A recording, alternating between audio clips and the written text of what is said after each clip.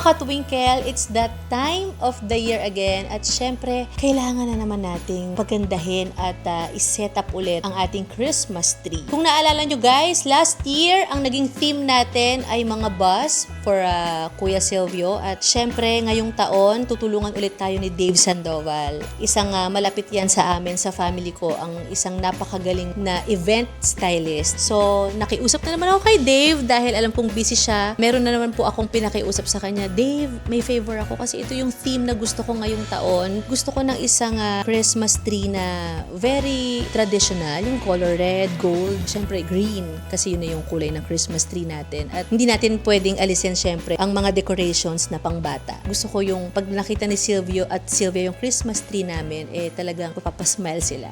So, nag-isip kami, si Non-Rev, si Dave, so kung ano-ano yung mga ideas na pwede naming magawa. So, sana magawa natin ngayon. Kasi excited na po ako. At kaming apat po ang magde-decorate ng ating Christmas tree ngayong taon. Kasi last year, talagang sinurprise namin yung mga bata. So, tignan natin kung ano po yung kalalabasan ng decoration sa Christmas tree natin. Kasi exciting po. And samahan niyo kami everybody! Let's go!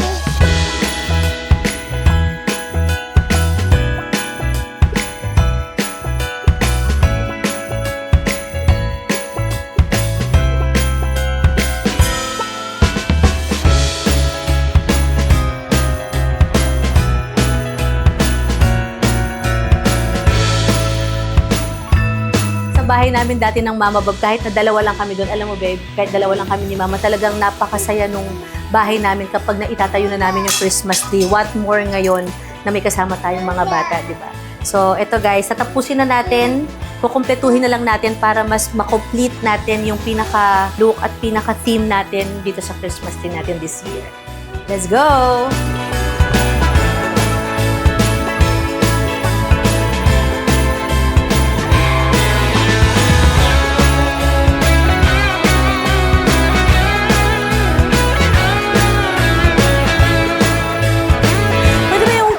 Tayong gano'n. Diretsyon-diretso. Help mo si Mama. Saan natin ito lalagay? Ikaw, saan mo po gusto ilagay? Dito lang. Sabi niya, dito lang.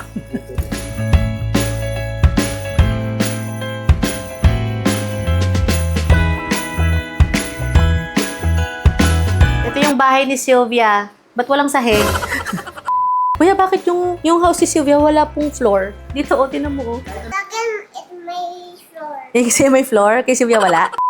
Favorite mo to, Sylvia, oh. Wow! Baka kainin niya, babe. Hindi niya, wow. Dessert to, ah.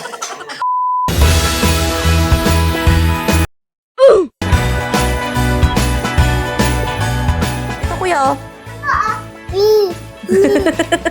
Ni, sabi niya, ni.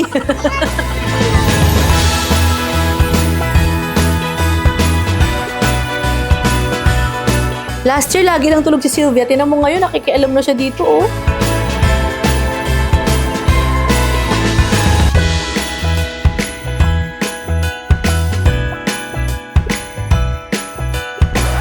Yung picture niya Ate Irene saan?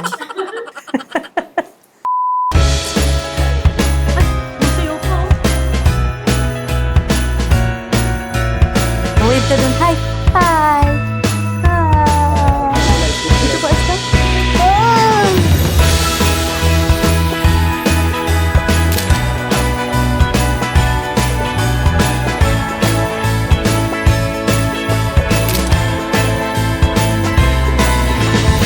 Fries. Naku, natulala sa fries. Betchin pa ata.